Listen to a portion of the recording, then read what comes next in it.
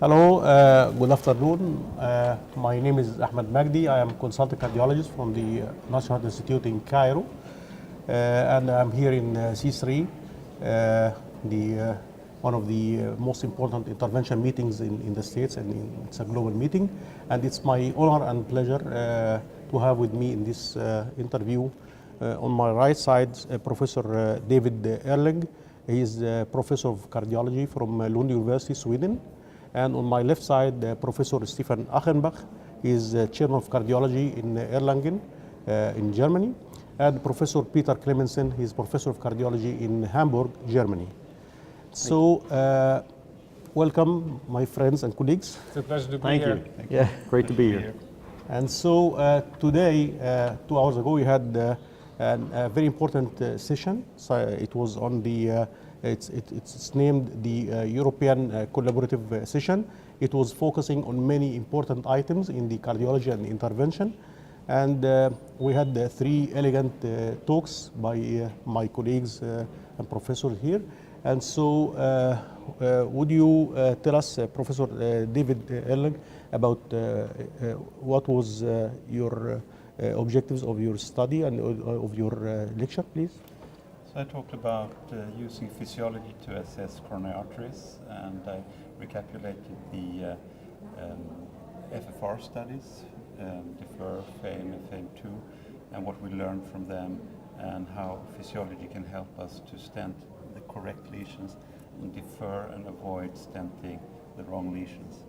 Then I continued to tell about the relatively new method of using IFR, which is another physiological assessment where you don't need adenosine. And we have shown in 2 large trials that IFR is equal to FFR in selecting patient and in outcome of patients where you have physiology-based PCI. And the good thing could be, because FFR are good, which is very good, still is only used in 8% of the angiographies in the world. And maybe with IFR, which is simpler, faster, cheaper, that could spread and increase the use of physiology-based stenting. And what is the status in your cath lab? What is the penetration of IFR and FFR in your cath lab? We are about 25% use of IFR or FFR, which we say is too little, but nobody knows exactly where we should be. So you recommend that in certain cases, complex cases, in the, I mean, which kinds of patients would you recommend that this kind of flow measurements should be taken? First of all, I think you need a period where you're using a lot, because we actually have learned that long lesions in the LED is usually significant, and short osteostenosis on branches are usually not significant. So just by using it a lot during a period, you will have learned much about what you should treat with PCI. I'm not exactly sure what the right percentage is. Maybe 30–35%. So what happens if you geographically find a region that looks significant, but when you do FFR or IFR, it is not reaching this level? Well, sometimes it's very clear. Yeah. If it's 1.0, then it's not significant, Yeah. and I will leave it. Yeah. And sometimes it's very significant, and of course I will treat it. But very often you end up in the borderline zone. Okay. And around 0.80 for FFR. You can 0.84 or 0.77. Which one, is that significant? Is there a difference? I don't think so. I think it's a gray zone. And you need to discuss with the patient, put the whole clinical picture in play before you make a decision. So you add the common sense and the experience of cardiologists. Yeah. So We thank still you. need that. Yeah. So Professor Stephan Achenbach, one of the world experts in imaging, so you give us a very important lecture. Would you tell us about the objectives of your presentation? Yes, certainly, it's a pleasure. It was first of all great to be here and be part of this fantastic meeting with very good educational sessions all day. And the session that we was really on PCI and how to improve PCI. This is what my colleagues and I were speaking about. And I was tasked to speak about imaging and what imaging can do for interventions. I talked about CT, OCT, and IVUS. And for CT, computed tomography, I have to say that the main focus for computed tomography is diagnosis, especially ruling out disease. And there's a very small potential role in the context of intervention. Mainly as far as chronic total occlusions are concerned, there is some data that by CT, looking at the CTO, you can predict the likelihood that the CTO can be successfully reopened. That's the role of CT basically in the context of intervention. For OCT and IVUS, it's completely different. That's really where if you think about performing PCI, if you think about optimizing PCI, you can use OCT and IVUS to verify the type of the lesion, the length of the lesion. After the device has been deployed, you can verify the quality of device deployment, malposition, under expansion, all of these things. Interestingly, even though we assume that this will help a lot, it has been very difficult to prove that using intracoronary imaging, IVUS and OCT actually improves outcome. For IVUS, there's a bit of randomized data in complex lesions, such as left main lesions, that the use of IVUS will be beneficial, reduce outcomes, but most of this data was generated many years ago, where the stents are not the same quality as we have today. And for OCT, interestingly, it has not been possible to show so far that the use of OCT will improve downstream events. There is a large trial underway, as most of us know, the Illumian 4 trial, which in more than 1,000 patients will try to show that OCT helps improve outcomes, but so far it has not been shown. So the general consensus is that it's not mandatory to perform IVUS and OCT, but in complex lesions, such as left main and other complex lesions, it's probably beneficial. And also in lesions where we have to treat in-stent restenosis, it's probably beneficial, but no hard data exists. If ever there's an unclear angiogram, if you have an angiogram and you don't know really what you see, that's also when you should generously think about using intracoronary imaging, but it's not mandatory. So you consider all this armamentarium or these tools, they are additive and not competitive. Mm-hmm. And so each one will carry on to bring more information about the diagnosis. Oh yeah, certainly. Clearly, I mean, CT on one hand is different from OCT and IVUS. And to some extent, OCT and IVUS are competitive because you can use them both to assess, for example, device deployment. If you want to learn more about your lesion, plaque volume and these kinds of things, IVUS is probably better. If you want to learn more about device deployment, you can see the struts much more accurately by OCT, but in a way they overlap as far as their clinical utility is concerned. So in Erlangen, who are the patients who you send to do for them CT angio? Are you following the guidelines only in certain category of patients, or what is in your daily practice, what you do? Oh yeah, in Erlangen very clearly, CT is to diagnose and rule out coronary stenosis, especially when pretest likelihood is low. We like to keep patients without stenosis out of the cath lab.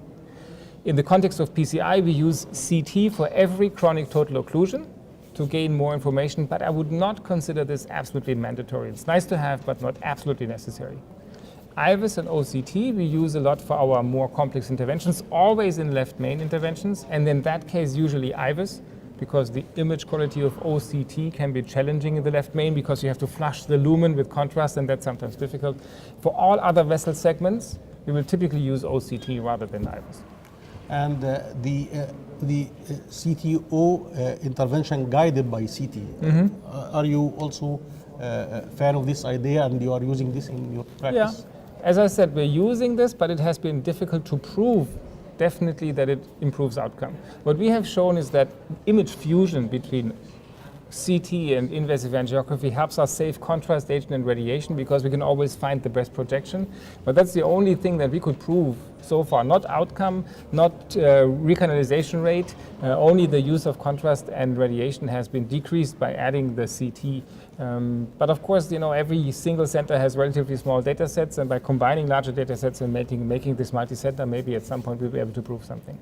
This is the first time for you in the C3 It's my first time, but not my last time, I'm sure. I'm impressed by the meeting and the quality and the spirit of education that we find here. And being one of the board of the European Society and one of the leaders there, how do you think future collaboration with such intervention meeting, and it's how do you see the collaboration would be in the next few years? Well, the European Society of Cardiology very clearly sees the need for education. Education is absolutely important that we can fulfill our mission, which is to reduce the burden of cardiovascular disease. We have to make sure that physicians are well educated. And the more practical and the closer to clinical practice education is, the more useful I think it is for our physicians and then downstream for the patients. So any form of collaboration that can improve this is always welcome. Yeah, that's very important. The world is now it's a global village. I mean, everybody is collaborating, and each of us we all have the same target and the same objectives to improve our the fellows' education and to improve the cardiology practice. All these things are very important. Couldn't agree more. Yeah. Absolutely. And Peter Clemmensen, my friend, and you addressed the myocardial revascularization. Exactly. And a new myocardial revascularization guidelines will be available within 2 months. And so, how do you see? Do you follow the book, or do you follow the sense, or what did you address in your talk today? And how do you see the difference between the guidelines that had been written in 2014 and 2018? Well, thank you very much. First of all, I would like to also thank you for the invitation, and also being a newcomer here at this meeting. I'm impressed with the quality of the program, and congratulations to you and Raj Dave for an excellent organization.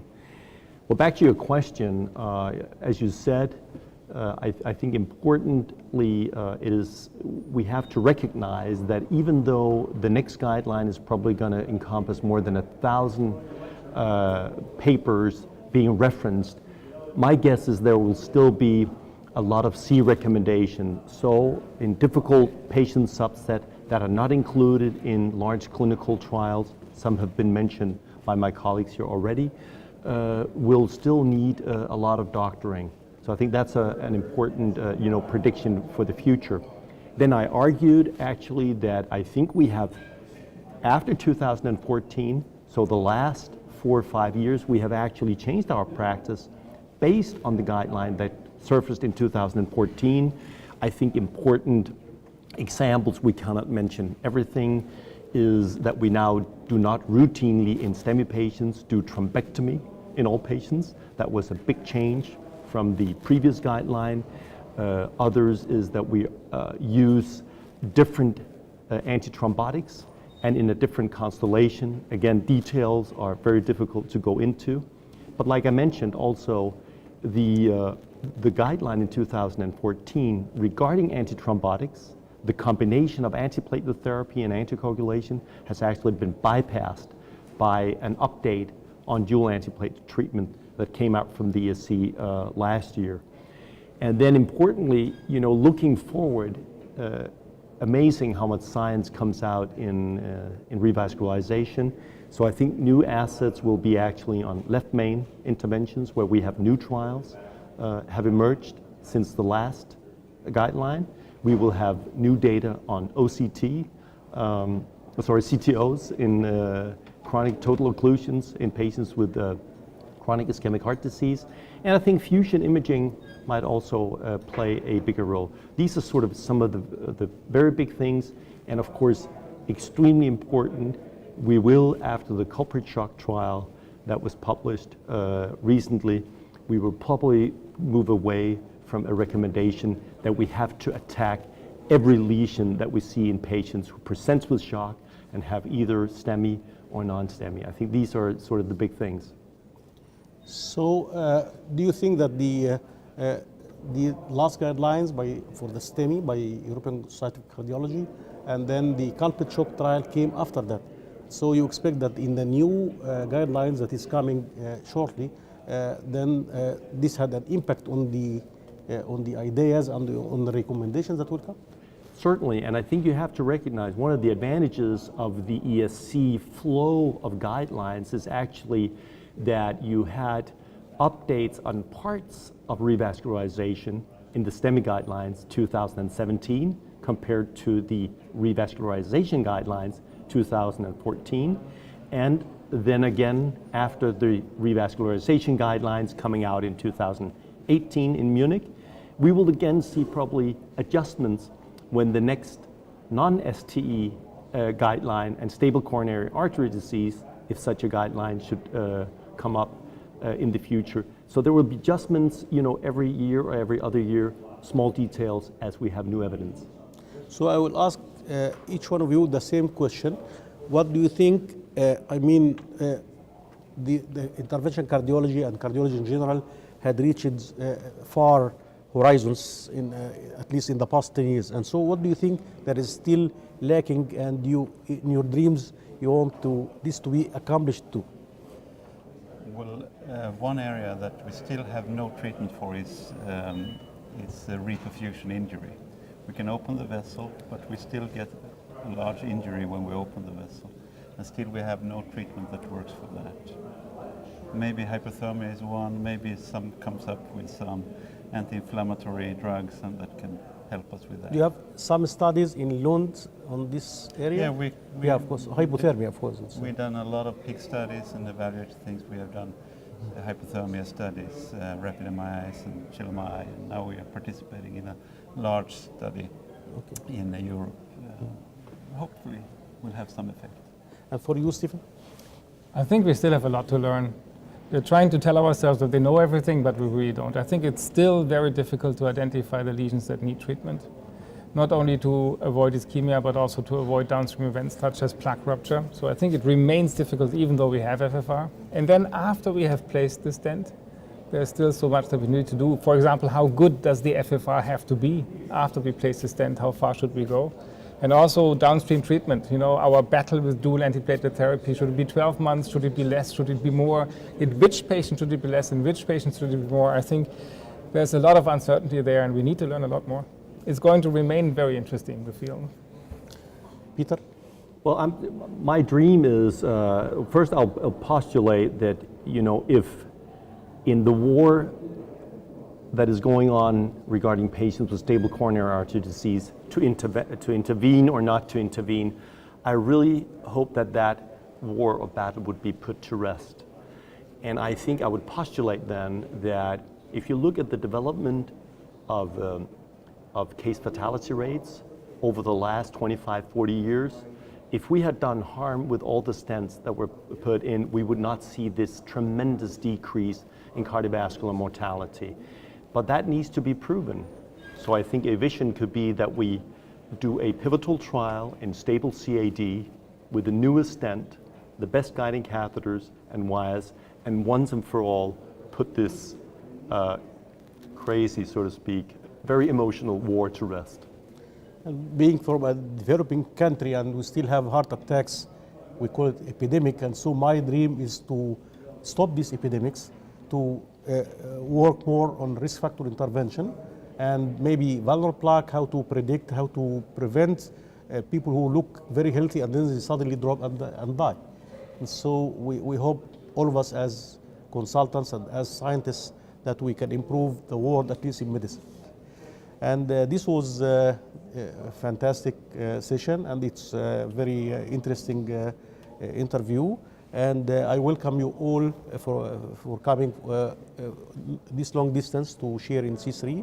C3 is always welcoming you, and you will be always our faculty, and it was our pleasure. And on behalf of Raj Davi, the chairman of the meeting and the board of the meeting, we welcome you, and we hope to see you next year. Thank you very much. Thank you so much. It was a pleasure. Looking forward to coming back. Yeah. Thank you.